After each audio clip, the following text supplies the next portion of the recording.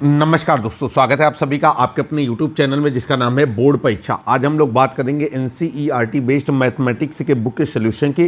Writer का नाम है डॉक्टर मनोहर रे।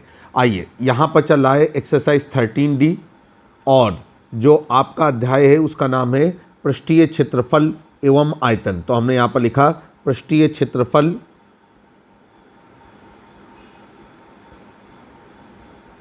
एवं आयतन।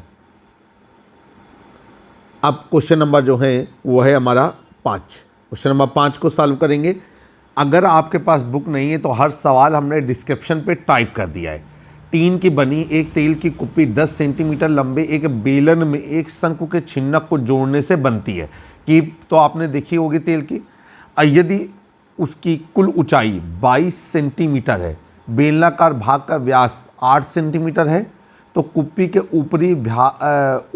के ऊपरी सिरे का व्यास 18 सेंटीमीटर है, तो इसको बनाने में लगी टीन की चादर का क्षेत्रफल ज्ञात कीजिए। तो यहाँ पर चित्र बनाएं तो ठीक है, नहीं तो कोई दिक्कत नहीं है। कुप्पी आपको मालूम ही है कैसी होती है। तो यहाँ पर लिखेंगे कि तेल की कुप्पी में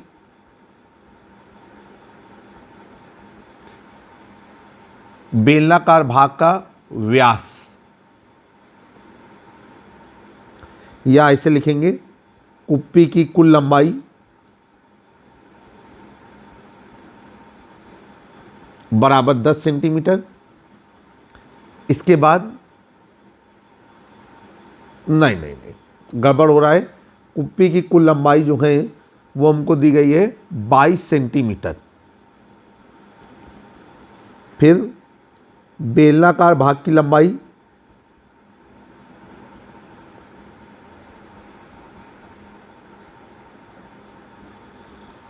ये है आपकी 10 सेंटीमीटर। फिर इसके बाद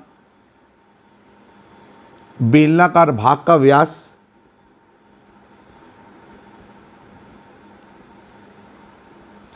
वो है हमारा 8 सेंटीमीटर।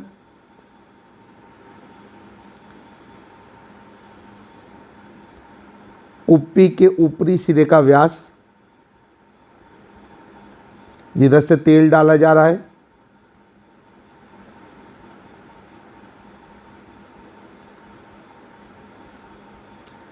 ये है हमारा 18 सेंटीमीटर। अब हमसे पूछ रहा है कुप्पी के निर्माण में लगी टीन का आयतन, क्षेत्रफल।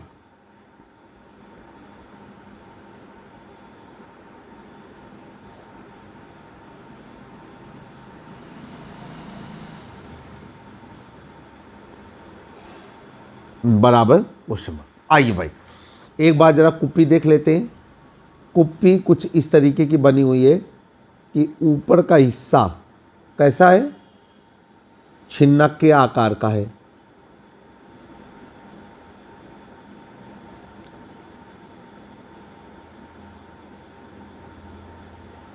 और जो नीचे का हिस्सा है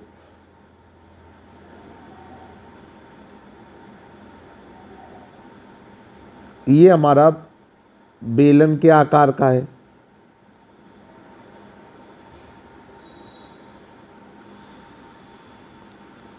ठीक है, अब हम लोग चलेंगे। इसकी जो कुल लंबाई है वो हमें दी गई है 22 सेंटीमीटर। तो हम यहाँ पर कंप्लीट कर देते हैं 22 सेंटीमीटर। बेलनाकार भाग की जो लंबाई है वो है हमारी 10 सेंटीमीटर। तो यहाँ पर 10 सेंटीमीटर कंप्लीट कर देते हैं। तो जो निश्चित शंक्वाकार हिस्से की लंबाई है वो हमारी निकलेगी 12 सेंटीमीटर।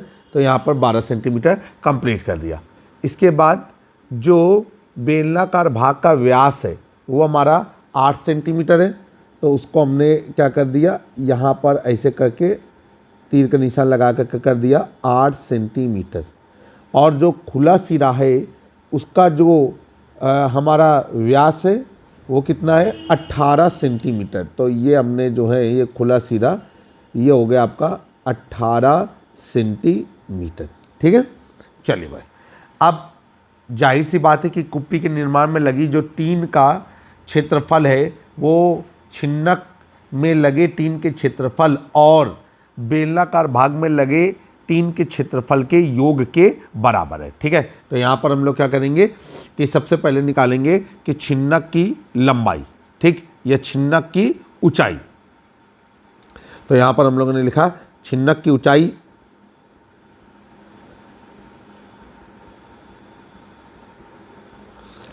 बराबर कीप की ऊंचाई माइनस बेलनाकार भाग की लंबाई,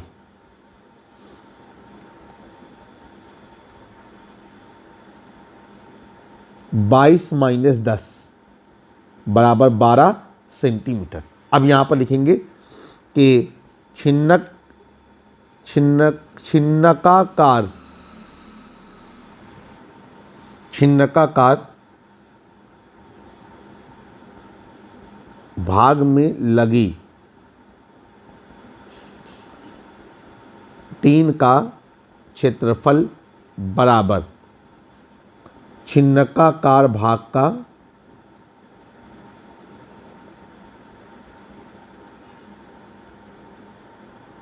वक्र पृष्ठ। चलिए भाई, जल्दबाजी में हम फार्मूला लगाया, हमने ये बिल्कुल ध्यान नहीं दिया कि हमको पहले छिन्नकाकार भाग के दोनों सिरों की क्या निकाल लेनी है, त्रिज्याएं। तो चलिए भाई वो यहाँ पर निकालेंगे, थोड़ा सा बैक जा करके। तो यहाँ पर लिखेंगे कि कुप्पी की ऊपरी सिरे की त्रिज्या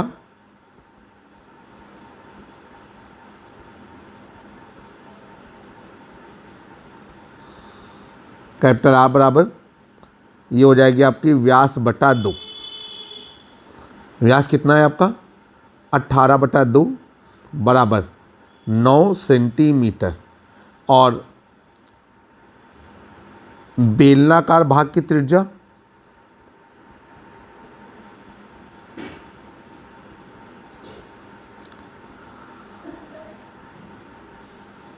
ये हो गई आपकी स्मॉल आर बराबर 8/2 बराबर 4 सेंटीमीटर, इतना हो गया।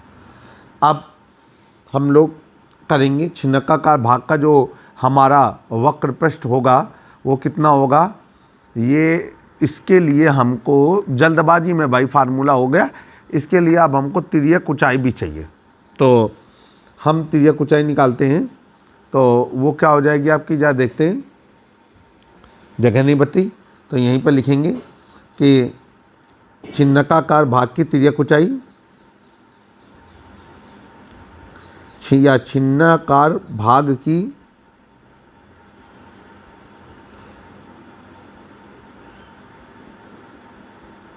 तिर्यक ऊंचाई L बराबर अंडर रूट, ये हो जाएगा आपका सबसे पहले capital R minus small r का whole square plus h square. ये जो हमने छिन्नकाकार भाग की ऊंचाई है इसे हमने कैपिटल H माना है, और जो बेलनाकार भाग की ऊंचाई है उसको हमने स्मॉल h माना है। चलिए भाई अब हम इसे हल करते हैं। ये हो जाएगा आपका L बराबर अंडर रूट, कैपिटल R का मान कितना निकाला है, कैपिटल R का मान निकाला है हमने 9, तो 9 माइनस 4 का होल स्क्वायर प्लस h का मान हमारे पास क्या है 12 का स्क्वायर। ये हो गया L बराबर अंडर रूट, ये हो गया 5 का स्क्वायर प्लस 12 का स्क्वायर। अब L बराबर अंडर रूट 5 का स्क्वायर 25, अब 12 का स्क्वायर 144, L बराबर अंडर रूट 169, और L बराबर हो गया आपका 13, और इकाई क्या लगा दिया सेंटीमीटर। तो छिन्नाकार भाग की जो तिर्यक ऊंचाई है वो 13 सेंटीमीटर निकाल आई। वक्र पृष्ठ बराबर ये हो गया आपका pi capital R plus small r into L। अब पाई का मान हो गया हमारा 22/7, कैपिटल R का मान है 9, स्मॉल r का मान है 4, और L का मान है हमारा 13। अब ये हो जाएगा आपका 22/7, 9 और 4, अब ये हो जाएगा 9 और 4 13, तो ये हो जाएगा आपका 13 गुणे 13। अब हो गया 22/7 और 13 13 169, ठीक है। अब यहाँ पर अगर हम इसे हल करेंगे तो देखेंगे कितना आ रहा है, ये आ रहा है आपका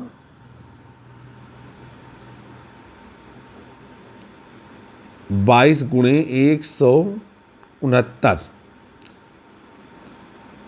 भागित 7, तो ये आ गया आपका 531.14 और इकाई क्या लग गई, वर्ग सेंटीमीटर। ठीक है, तो ये हमारा जो छिन्नक के आकार का हिस्सा है उसमें लगी टीम का क्षेत्रफल हमको प्राप्त हो गया।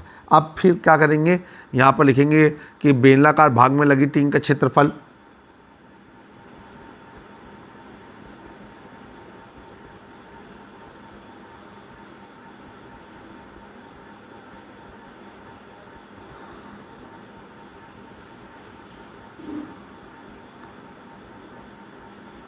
बराबर, और ये हो जाएगा आपका pi small r square into L, या h कर दें कोई दिक्कत नहीं है, दोनों ही स्थितियों में काम चलेगा। पाई का मान है आपका 22/7 और स्मॉल r का मान है आपका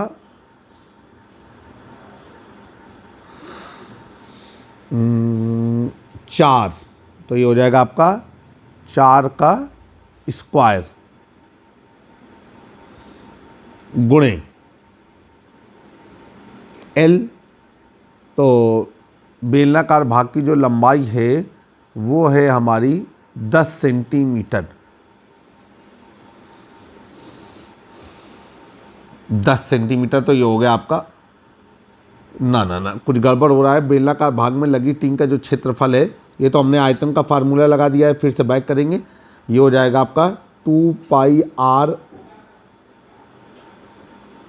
h, अब 2 गुणे 22/7 और r का मान है आपका 4 और गुणे h का मान है आपका 10।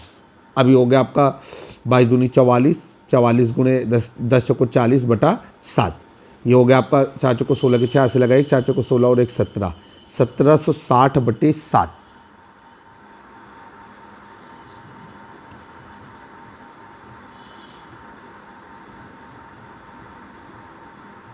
ये हो गया आपका 251.42 और इकाई क्या लग गई, वर्ग सेंटीमीटर। अब यहाँ पर लिखेंगे इसलिए कीप निर्माण में लगी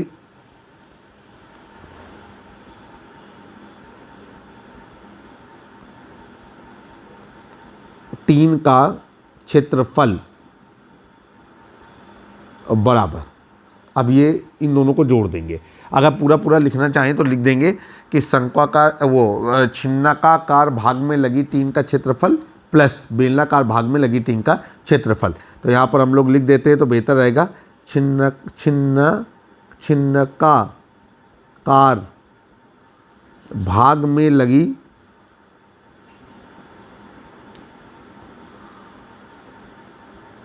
टीन का क्षेत्रफल प्लस बेलनाकार भाग में लगी टीन का क्षेत्रफल।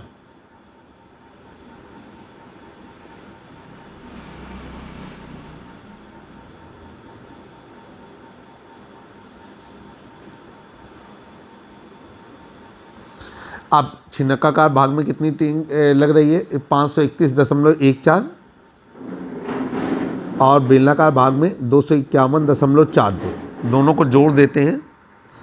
531.14 में हमने जोड़ा 251.42 और आपका मिल रहा है 782.56 वर्ग सेंटीमीटर। यह आपका आंसर हो गया कि जो कीप है उसके निर्माण में 782.56 वर्ग सेंटीमीटर टीन लग रही है। आम अगर किताब को देखते हैं तो किताब में आपका सही बटे में आंसर आ रहा है 782 सही 4/7।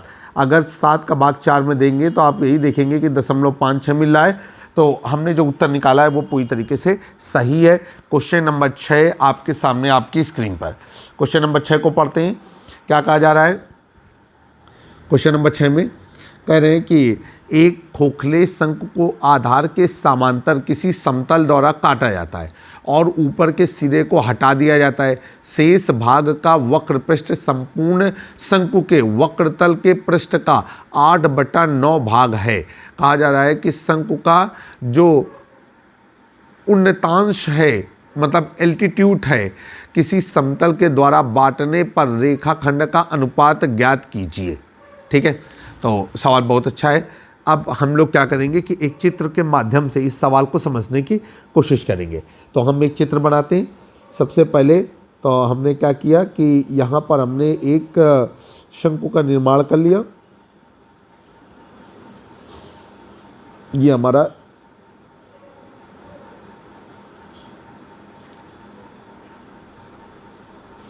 शंकु का निर्माण कर दिया। इसके बाद हम लोगों को क्या करना है कि इसको आधार के समांतर हमने काट दिया। तो जब हमने आधार के समांतर काटा किसी ऊंचाई से, तो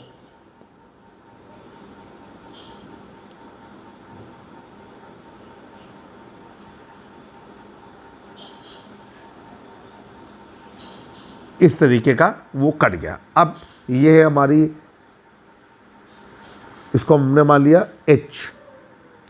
फिर इसके बाद जो नॉमिनेशन है ये कर दिया P, ये कर दिया Q और ये कर दिया R। ठीक है, अब जो आपने संपूर्ण शंकु थी उसकी जो ऊंचाई है वो आपने कैपिटल H मान ली। तो यहाँ पर हमने कैपिटल H मान लिया इस तरीके का। अब क्या होगा कि ये जो बची हुई ऊंचाई हो जाएगी, ये हो जाएगी आपकी capital H minus small h। फिर इसके बाद थोड़ा सा आर्ट हमारी कमज़ोर है, चित्र तिरछा हो जाएगा, तो उससे आप कंफ्यूज ना होइएगा। जो कटा हुआ शंकु है उसकी तिर्यक ऊंचाई हमने मान ली स्मॉल l, और ये जो पूरा शंकु था पहले उसकी तिर्यक ऊंचाई हमने मान ली कैपिटल L, ताकि सारी चीज़ों के बीच में हम सामंजस्य रख सकें। ठीक है, और जो अब शंकु प्राप्त हो रहा है उसकी जो हमने त्रिज्या है वो स्मॉल r मानी है। पहले जो शंकु था उसकी त्रिज्या हमने कैपिटल R मानी है। और जब किसी चित्र में इतनी ढेर सारी चीज़ें माननी होती हैं तो उसको आप अलग से मान करके लिखते भी हैं। चलिए भाई शुरुआत करते हैं। सबसे पहले तो हम लोग ये लिखेंगे कि जो हमारा चित्र में जो डाटा हमको दिया गया है उसके बारे में हम पूरा वर्णन करेंगे। और यहाँ पर हमने लिखा कि चित्र में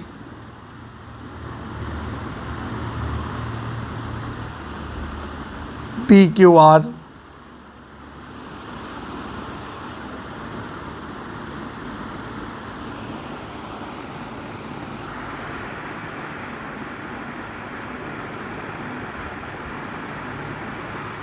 चित्र में PQR एक शंकु है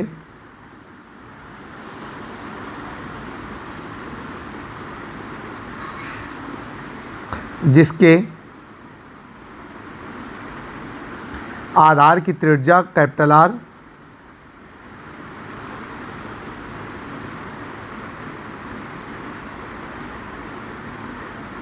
व ऊंचाई कैपिटल H कामा तिर्यक ऊंचाई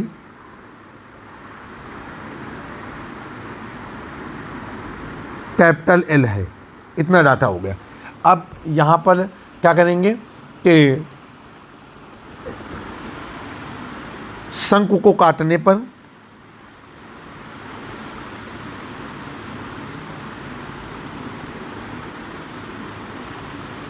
प्राप्त नए शंकु की ऊंचाई, और ये हो गई आपकी स्मॉल h। फिर तिर्यक ऊंचाई और ये हो गई आपकी स्मॉल l, और त्रिज्या ये हमने मान ली स्मॉल r। पूरा डाटा हमने कैलकुलेट कर लिया। अब हम लोग आगे चलते हैं, सवाल को हल करने की कोशिश करेंगे। क्या लिखेंगे जरा समझते हैं। देखिए सबसे पहले तो आपको पता है कि ये क्लियर है यहाँ पर कि जो हमारा ये छोटा शंकु है उसका नाम हमने रखा है PQ डैश और R डैश।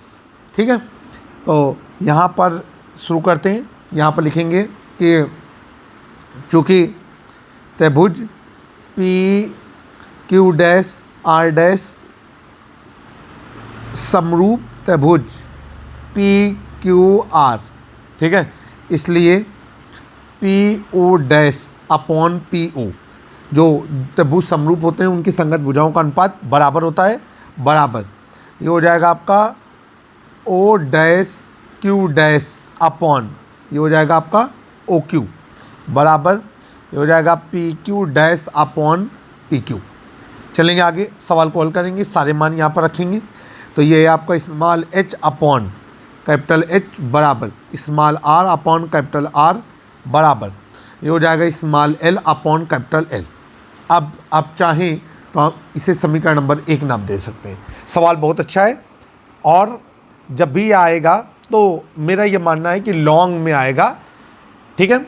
अब हम यहाँ पर एक चीज़ हमको और दिया गया है कि जो काटे गए शंकु का या काटने से प्राप्त छोटे शंकु का वक्र पृष्ठ है वो बड़े शंकु के वक्र पृष्ठ का क्या है, ये है हमारा नहीं, छिन्नक का जो वक्र पृष्ठ है वो शंकु के वक्र पृष्ठ का 8/9 गुना है। तो यहाँ पर हम लोग लिखेंगे सबसे पहले कि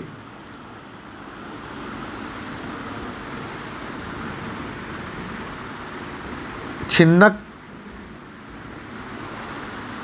की तिर्यक ऊंचाई, आप देखिए जो संपूर्ण शंकु की तिर्यक ऊंचाई थी उसमें हमने प्राप्त छोटे शंकु की तिर्यक ऊंचाई को घटा दिया, इतना हो गया। यहाँ पर लिखेंगे कि प्रश्नानुसार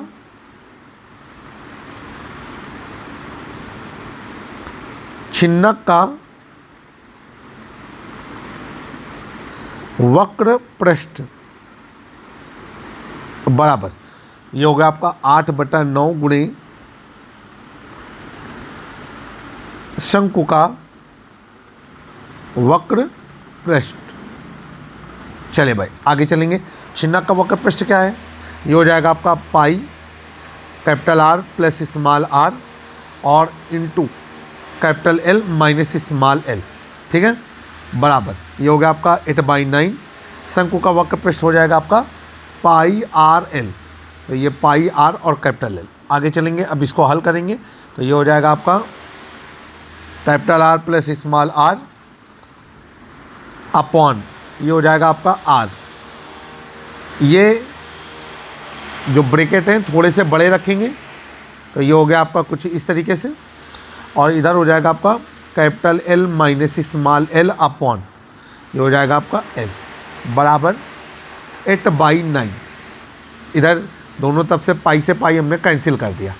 अब यहाँ पर आगे आ जाएगा, हम लोग अंश के प्रत्येक पद के लिए यह को अलग करेंगे तो ये हो जाएगा r/r, तो उसको हम लोग लिख सकते हैं 1 plus small r upon capital R, और ये हो जाएगा 1 minus small r l upon capital L is equal to 8/9।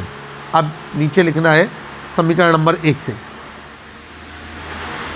और जो समीकरण नंबर 1 है वो हमको क्या कह रहा है कि वो कह रहा है आपका कि small r upon capital R, इसका जो मान होगा, अब समीकरण नंबर 1 से क्या हो जाएगा, small r upon capital R का जो है वो हम लोग लग सकते हैं small h upon capital H, तो ये हो गया 1 plus small h upon capital H, और ऐसे small l upon capital L की जगह पे हमने रखा small h upon capital H is equal to 8/9, ठीक है।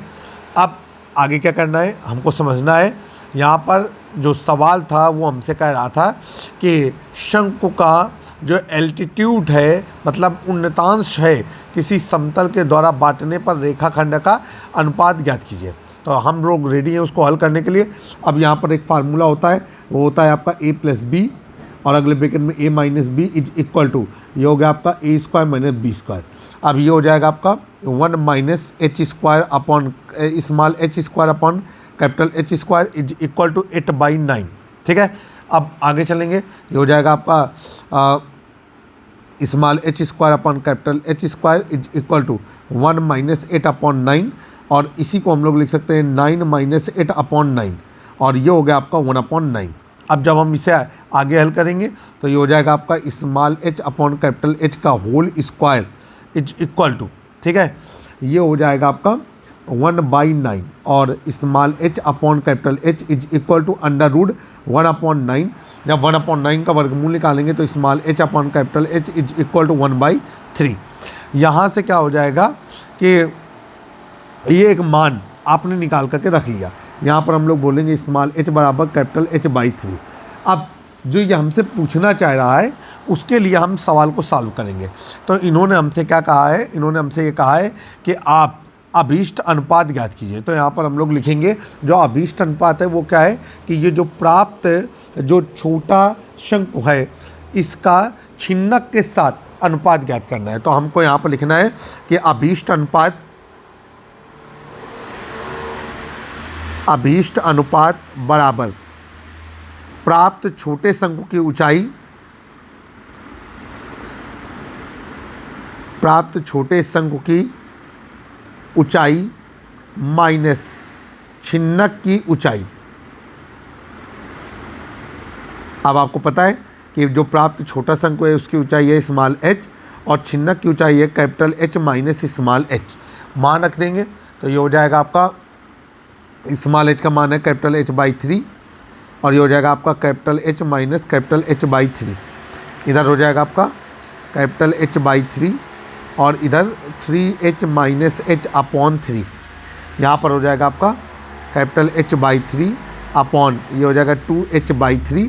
यहाँ से यहाँ काट दिया और ये हो जाएगा h/2h, ये आपस में कैंसिल हो गया और ये हो गया आपका 1/2। तो जो अभीष्ट अनुपात है वो है आपका 1:2। आशा है कि आपको सवाल जो हल करने का तरीका हमने सिखाया है वो आपको पसंद आया होगा और सवाल को आपने अच्छी तरीके से एंजॉय किया होगा।